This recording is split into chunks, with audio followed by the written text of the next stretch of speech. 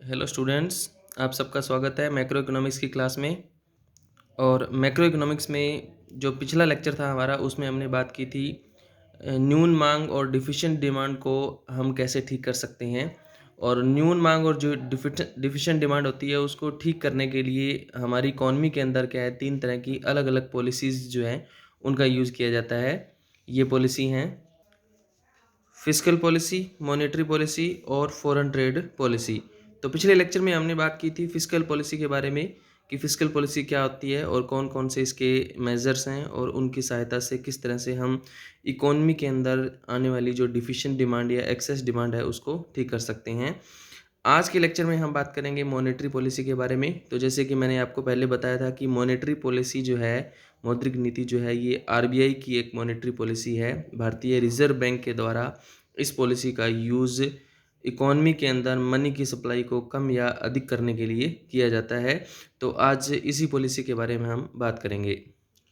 तो चलिए शुरू करते हैं मॉनेटरी पॉलिसी। जैसे मैंने अभी आपको बताया कि मॉनेटरी पॉलिसी भारतीय रिजर्व बैंक के द्वारा बनाई गई एक नीति है, जो भारतीय रिजर्व बैंक देश में तेज़ी और मंदी की जो अवस्थाएं हैं, यानी कि मनी की जो सप्लाई है उसके कम या अधिक करने के लिए आरबीआई जो है वो इस पॉलिसी का यूज़ करता है। और मैं आपको बता देता हूँ कि इस पॉलिसी को लागू करता है आरबीआई, और इसको लागू किया जाता है आरबीआई के द्वारा कमर्शियल बैंकों की सहायता से। देश में इस पॉलिसी को लागू किया जाता है और कमर्शियल बैंकों की सहायता से मार्केट में मनी की सप्लाई जो है उसको कम या अधिक किया जाता है।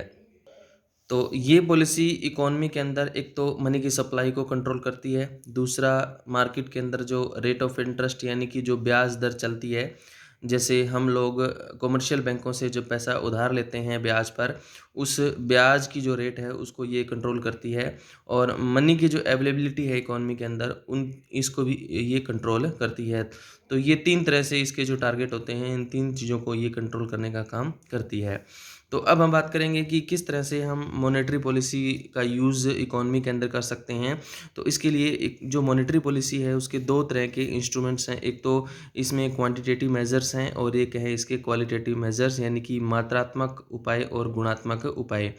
तो जो मॉनेटरी पॉलिसी के जो मात्रात्मक यानी कि क्वांटिटेटिव मेजर्स हैं उसमें हम शामिल करते हैं बैंक रेट को, ओपन मार्केट ऑपरेशंस को, और कैश रिज़र्व रेशो यानी कि सीआरआर को, और एसएलआर यानी कि लिक्विडिटी रेशो जो है उसको हम शामिल करते हैं। तो ये 4 तरह के जो हैं मेजर्स हैं, ये क्या है, क्वांटिटेटिव मेजर्स हैं।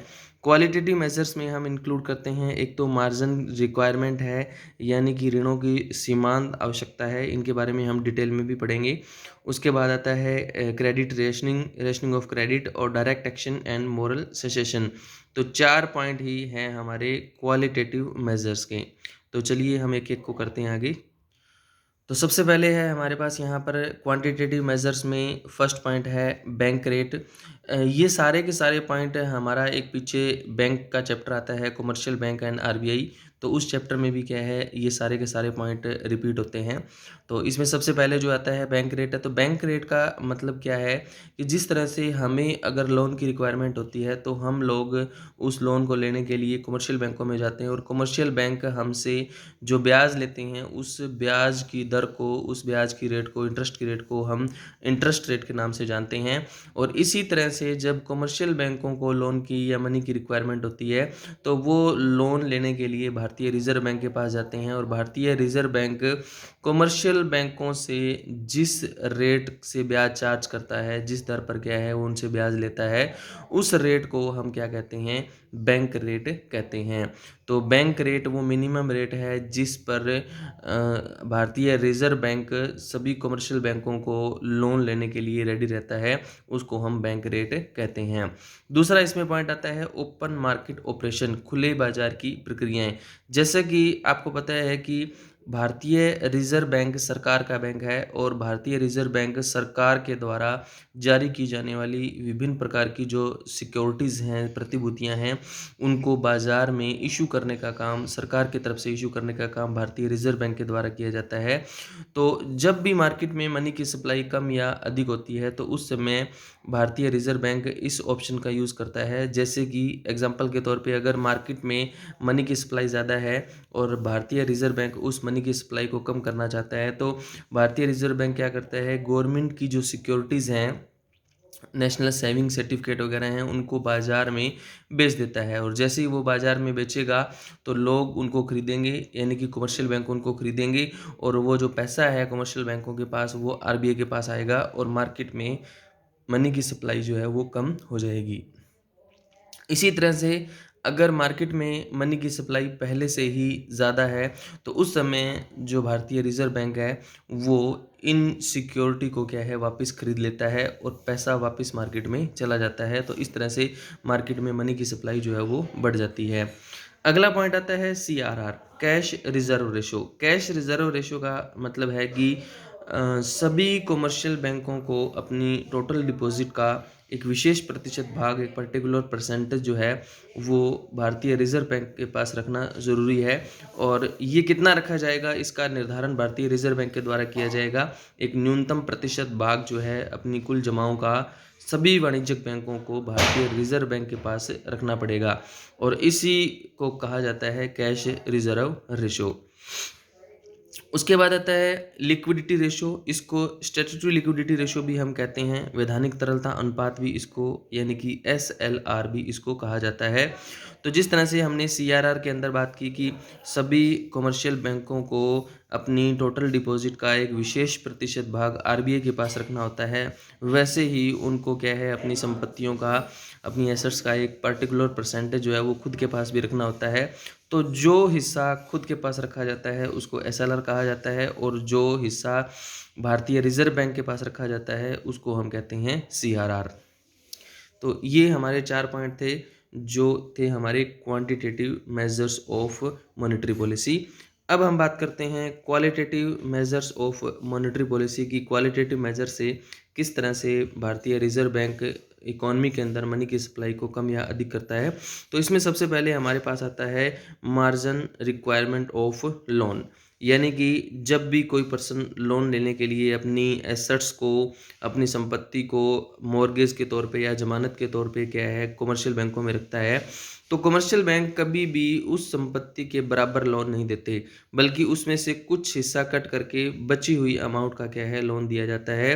तो जितना हिस्सा उसमें से लेस किया जाता है उसको मार्जिन रिक्वायरमेंट कहते हैं।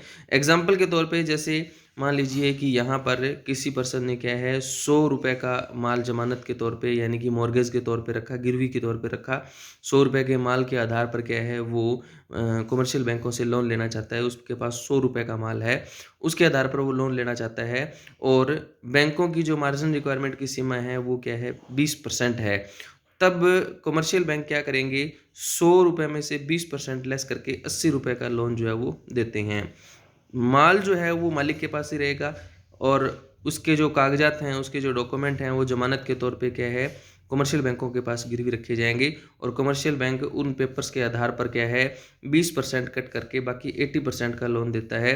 तो यहाँ पर जो 20% कट किया गया है इसको कहा जाता है सीमांत आवश्यकता, यानी कि मार्जिन रिक्वायरमेंट। अब ये रेट जितनी ज़्यादा होगी, जैसे यहाँ पर ये 20% है, अगर ये 30% होगी तो लोन मिलेगा 70%, यानी कि 70 रुपये का। अगर ये 40% होगी तो लोन मिलेगा 60 रुपये का। अगर ये 10% होगी तो लोन मिलेगा 90 रुपये का। यानी कि ये जितनी ज़्यादा होगी लोन उतना कम मिलेगा और मार्जिन रिक्वायरमेंट जितनी कम होगी उतना ही लोन क्या मिलेगा, अधिक मिलेगा। अगला पॉइंट है रेशनिंग ऑफ द क्रेडिट, यानी कि साख की राशनिंग। तो इसके लिए भारतीय रिजर्व बैंक मनी की सप्लाई को नियंत्रित करने के लिए सभी बैंकों के लिए अलग अलग क्षेत्रों के आधार पर कोटा निर्धारित कर देता है कि हमने कहाँ पर कितना लोन देना है। जैसे एग्जांपल के तौर पे कृषि क्षेत्र में, एग्रीकल्चर सेक्टर के अंदर कितना लोन देना है और स्मॉल और कॉटेज इंडस्ट्री है उनको कितना % लोन देना है। तो अलग अलग क्षेत्रों के लिए एक लिमिट निर्धारित कर दी जाती है या एक कोटा निर्धारित कर दिया जाता है कि हमने जो इकोनॉमी के अंदर टोटल लोन देना है उसका कितना प्रतिशत एग्रीकल्चर सेक्टर को दिया जाएगा, कितना प्रतिशत उद्योगों को, छोटे उद्योगों को, कितना प्रतिशत बड़े उद्योगों को दिया जाएगा, कितना पर्सनल लोन या कार लोन या होम लोन दिया जाएगा। तो उन सब के लिए अलग अलग क्या है एक कोटा निर्धारित कर दिया जाता है जिसको कहा जाता है रेशनिंग ऑफ द क्रेडिट। अगला पॉइंट है हमारे पास डायरेक्ट एक्शन, ये 2 पॉइंट है हमारे पास, direct action and moral secession. Direct action का मतलब क्या है कि सभी कमर्शियल बैंक जो है वो भारतीय रिज़र्व बैंक के अंडर में काम करते हैं और भारतीय रिज़र्व बैंक की गाइडलाइन के आधार पर काम करते हैं। अगर कोई भी कमर्शियल बैंक भारतीय रिज़र्व बैंक की गाइडलाइन को फॉलो नहीं करता या भारतीय रिज़र्व बैंक के द्वारा बनाई गई नीतियों का पालन नहीं करता, नियमों का पालन नहीं करता, तो उनके अगेंस्ट भारतीय रिज़र्व बैंक के द्वारा क्या है, डायरेक्ट एक्शन लिया जा सकता है। और यहाँ तक कि उनका लाइसेंस जो है उसको भी कैंसिल करने का अधिकार भारतीय रिज़र्व बैंक के पास डायरेक्ट एक्शन के तौर पे रहता है। अगला जो पॉइंट है वो है मोरल सेसेशन। तो जब भी इकोनॉमी के अंदर इकोनॉमिक क्राइसिस आता है, आर्थिक संकट आता है, तो ऐसी दिशा में भारतीय रिज़र्व बैंक कमर्शियल बैंकों के साथ मिल करके उसको ठीक करने की कोशिश करता है। तो उसमें कमर्शियल बैंकों को ये बताया जाता है कि हम किस तरह से इकोनॉमी को सही रास्ते पे, सही पटरी पे या अर्थव्यवस्था को हम कैसे सुधार सकते हैं। तो उनके बारे में क्या है, भारतीय रिज़र्व बैंक सभी कमर्शियल बैंकों को बताता है और उनको रिक्वेस्ट भी करता है कि वो सभी आरबीआई की जो पॉलिसीज़ हैं, गाइडलाइंस हैं, उनको क्या करें, फॉलो करें। तो ये हमारे टोटल 4 पॉइंट थे क्वालिटेटिव मेजर्स के। तो हमने बात की क्वांटिटेटिव मेजर और क्वालिटेटिव मेजर के बारे में। अब हम बात करेंगे कि भारतीय रिज़र्व बैंक के मॉनेटरी पॉलिसी के ये जो गुणात्मक और मात्रात्मक जो उपाय हैं, उनको हम किस तरह से, उनकी सहायता से हम किस तरह से इकोनॉमी के अंदर जो न्यून मांग की जो समस्या है या अधि मांग की समस्या है, उसको हम ठीक कर सकते हैं। तो चलिए हम बात करते हैं सबसे पहले कि अगर इकोनॉमी के अंदर न्यून मांग हो, यानी कि मांग की कमी हो, और उस मांग को अगर हम बढ़ाना चाहते हैं मॉनेटरी पॉलिसी की सहायता से, कैसे बढ़ा सकते हैं। तो सबसे पहले पॉइंट आता है बैंक रेट को कम करना। यानी कि मैंने आपको बताया था बैंक रेट का मतलब क्या होता है, जिस ब्याज दर पर आरबीआई कमर्शियल बैंकों को लोन देता है उसको हम कहते हैं बैंक रेट। अगर भारतीय रिजर्व बैंक इसको कम कर देगा तो कमर्शियल बैंकों को लोन सस्ता मिलेगा और वो आगे जनता को भी लोन कैसे देंगे, सस्ता देंगे। और जब वो लोन सस्ता देंगे लोगों को तो लोग लोन ज़्यादा लेंगे, उनके पास पैसा ज़्यादा आएगा और वो मांग क्या करेंगे, ज़्यादा करेंगे। तो न्यून मांग में क्या होगी, वृद्धि होगी। दूसरा पॉइंट आता है खुले बाजार की प्रतिभूतियों को खरीदना। जैसे कि मैंने बताया था कि अगर हम बात करें इकोनॉमी के अंदर अगर क्या है, पैसे की कमी है, तब आरबीआई चाहता है कि इकोनॉमी के अंदर पैसा बढ़े। मार्केट में अगर पैसे की कमी है तो आरबीआई उसको बढ़ाना चाहता है और उसको बढ़ाने के लिए जो जनता के पास, कमर्शियल बैंकों के पास गवर्नमेंट सिक्योरिटी हैं, उनको आरबीआई क्या कर लेता है, वापस खरीद लेता है। और जब आरबीआई उनको खरीदेगा तो पैसा किन के पास जाएगा, कमर्शियल बैंकों के पास जाएगा और जनता के पास जाएगा। जब उनके पास पैसा जाएगा तो उनके पास क्या है, मनी सप्लाई बढ़ेगी और वो डिमांड क्या करेंगे, ज़्यादा करेंगे। नेक्स्ट पॉइंट आता है सीआरआर को कम कर देना। सीआरआर का मतलब क्या होता है कि कमर्शियल बैंकों को एक विशेष प्रतिशत हिस्सा आरबीआई के पास रखना पड़ता है। अगर उनको पैसा आरबीआई के पास ज़्यादा रखना पड़ेगा तो वो लोन कम दे पाएंगे, और अगर हम इसको कम कर देंगे तो उनको क्या है, आरबीआई के पास कम रखना पड़ेगा पैसा, और अगर कम रखना पड़ेगा तो उनके पास पैसा ज़्यादा बचेगा तो वो लोन ज़्यादा दे पाएंगे। और जब कमर्शियल बैंक लोन ज़्यादा देंगे तो लोगों के पास पैसा ज़्यादा आएगा और वो क्या है, डिमांड क्या करेंगे, ज़्यादा करेंगे। तो जिस तरह से सीआरआर काम करता है उसी तरह से तरलता अनुपात यानी कि एसएलआर भी काम करता है।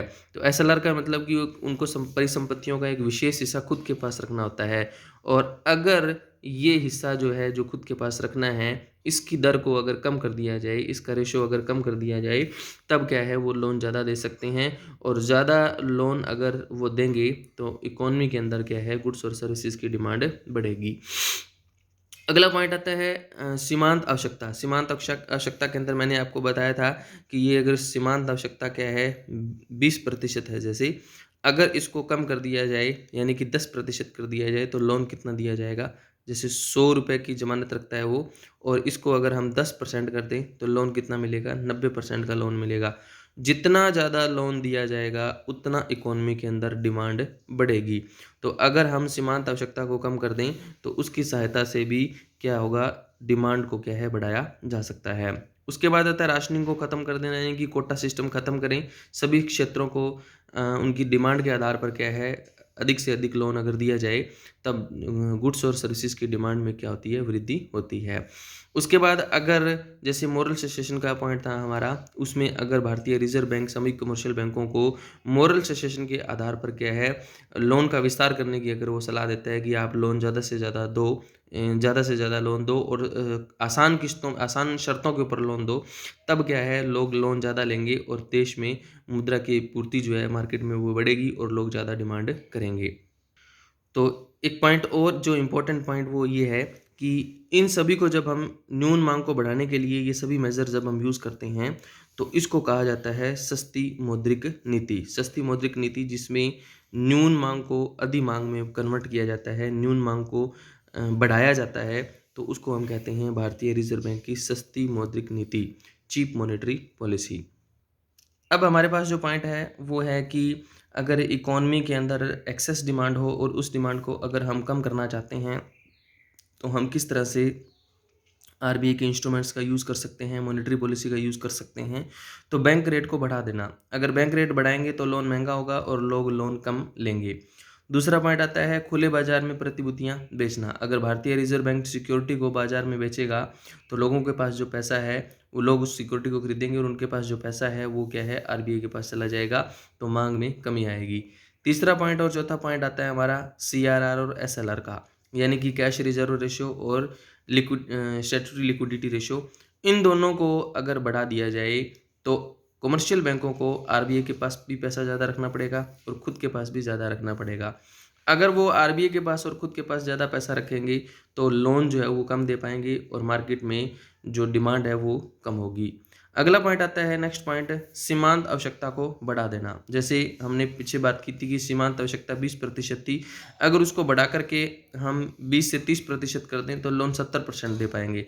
30 से 40 कर दें तो लोन हम क्या है 60% दे पाएंगे। तो जितना सीमांत आवश्यकता ज़्यादा होगी, मार्जिन रिक्वायरमेंट ज़्यादा होगी, उतना लोन जो है वो कम दिया जाएगा, लोन जो है वो महंगा हो जाएगा और इससे क्या होगा डिमांड में कमी होगी। अगला पॉइंट आता है कोटा सेट कर देना। अगर हम सभी क्षेत्रों के लिए कोटा निर्धारित कर दें कि इन क्षेत्रों को इतना लोन देंगे, इन क्षेत्रों को इतना देंगे, तो लोन की मात्रा कम दी जाएगी और लोग डिमांड जो है वो कम करेंगे। उसके बाद लास्ट इसका पॉइंट जो है वो क्या है, अगर भारतीय रिजर्व बैंक सभी कमर्शियल बैंकों को मोरल सजेशन के आधार पर उनको सलाह दे कि वो क्रेडिट जो है, लोन जो है उसके उसमें कमी करें, ठीक है, तब भी क्या होगा लोन कम होंगे और लोगों के पास पैसा कम जाएगा और वो डिमांड जो है वो कम करेंगे। तो इस नीति को जब हम एक्सेस डिमांड को हम अगर कम करना चाहें, न्यून मांग में अगर हम बदलना चाहें, तब इस पॉलिसी को भारतीय रिजर्व बैंक की महंगी मौद्रिक नीति के नाम से जाना जाता है। न्यून मांग और अधि मांग की जो समस्या है उससे निपटने के लिए जो तीसरी नीति है वो है हमारी विदेशी व्यापार नीति, यानी कि फॉरेन ट्रेड पॉलिसी। तो फॉरेन ट्रेड पॉलिसी आयात और निर्यात के आधार पर भी हम अधि मांग और न्यून मांग की समस्या से निपट सकते हैं। तो किस तरह से इसमें, अब इसमें हम इंक्लूड करते हैं इंपोर्ट को और एक्सपोर्ट को, यानी कि अगर हम हमारे देश से माल विदेशों के अंदर बेचेंगे तो उसको हम कहेंगे एक्सपोर्ट, और विदेशों से अगर हम कोई भी मशीनरी है, टेक्नोलॉजी है, कुछ भी बाहर से खरीदेंगे तो उसको कहा जाता है इंपोर्ट। तो इंपोर्ट और एक्सपोर्ट के आधार पर किस तरह से हम न्यून मांग और अधि मांग की समस्या से निपट सकते हैं, तो इसमें सबसे पहले आता है न्यून मांग, यानी कि एक्सपोर्ट करना। न्यून मांग का मतलब क्या हुआ कि हमने प्रोडक्शन ज़्यादा कर लिया और हमारे देश में डिमांड क्या हुई, कम हुई। प्रोडक्शन हमारे ज़्यादा हो गया लेकिन डिमांड क्या हुई, कम हुई। तो इस चैप्टर में जब हमने बात की थी तो उसमें ये था कि जब न्यून मांग होती है तब उत्पादन ज़्यादा हो जाता है लेकिन मांग कम होती है, जिसकी वजह से कुछ माल ऐसा होता है जो बिकता नहीं है। क्योंकि हमारा उत्पादन ज़्यादा हो गया और मांग कम हुई तो कुछ माल ऐसा रह जाता है जो बिकता नहीं है, वो हमारे पास स्टॉक में रह जाता है और इसका प्रभाव अगले साल के ऊपर पड़ता है कि अगले साल हम उत्पादन कम करते हैं, और उत्पादन को जब हम कम करते हैं तो कुछ लोगों को हम बिज़नेस से बाहर निकाल देते हैं, वो बेरोज़गार हो जाते हैं और उनकी इनकम भी कम हो जाती है। तो इस चीज़ से इससे इकॉनमी के अंदर जो है वो डिफ्लेशन की स्थिति, मंदी की स्थिति पैदा हो जाती है। तो उससे निपटने के लिए हमें क्या करना चाहिए कि जब भी इकॉनमी के अंदर न्यून मांग आए, यानी कि हमने उत्पादन ज़्यादा किया, मांग कम हुई, तब जितना माल हमारे पास बच गया उसको हमें क्या कर लेना चाहिए, निर्यात कर देना चाहिए, यानी कि सरप्लस एक्सपोर्ट होना चाहिए। जो माल एक्सेस होगा उसको हम क्या कर देंगे, बाहर एक्सपोर्ट कर देंगे। इसका प्रभाव अगले साल के ऊपर नहीं पड़ेगा और अगले साल में हमें क्या है, उत्पादन के अंदर, प्रोडक्शन के अंदर कोई कमी करने की ज़रूरत नहीं पड़ेगी। तो इस तरह से हम एक्सपोर्ट करके न्यून मांग की जो समस्या है, डिफिशिएंट डिमांड की जो प्रॉब्लम है, उसको हम सॉल्व कर सकते हैं। उसके बाद आता है एक्सेस डिमांड। अगर हम बात करें कि हमारे पास डिमांड हमारे देश के अंदर ज़्यादा हो गई, लेकिन हमारे पास उत्पादन जो है वो कम हुआ। तो जितना लोग उत्पादन से अधिक डिमांड कर रहे हैं, उतना माल हम क्या है बाहर से इम्पोर्ट कर सकते हैं। जैसे हमने अगर 100 यूनिट का प्रोडक्शन किया, लेकिन लोग क्या है 120 यूनिट की डिमांड कर रहे हैं, तो 100 यूनिट तो हम यहीं से सप्लाई कर सकते हैं, और बाकी जो 20 यूनिट एक्स्ट्रा है हम बाहर से इम्पोर्ट जो है वो कर सकते हैं। तो जितना फालतू डिमांड हो रही है उसको बाहर से इंपोर्ट किया जा सकता है, और देश में मुद्रास्फीति या महंगाई की समस्या आने से क्या है रोका जा सकता है। तो इस तरह से हम जो हमारी विदेशी व्यापार नीति है, फॉरेन ट्रेड पॉलिसी है, उसका यूज़ करके, यानी कि इंपोर्ट एक्सपोर्ट का यूज़ करके हम एक्सेस डिमांड और डिफिशिएंट डिमांड की जो समस्या है उससे निपट सकते हैं, और देश में आने वाली जो मुद्रास्फीति और मुद्रा अपस्फीति की जो समस्या है उसको हम पहले ही सॉल्व कर सकते हैं। तो यहाँ तक ये हमारी 3 नीतियाँ थी जिनकी सहायता से हम न्यून मांग और अधिक मांग की समस्या से समाधान कर सकते हैं। तो आप सभी का थैंक यू। इस वीडियो को आप ध्यान से देखिए और कमेंट करके बताइए अगर इसमें कोई कमी आपको लगती है तो। Thank you.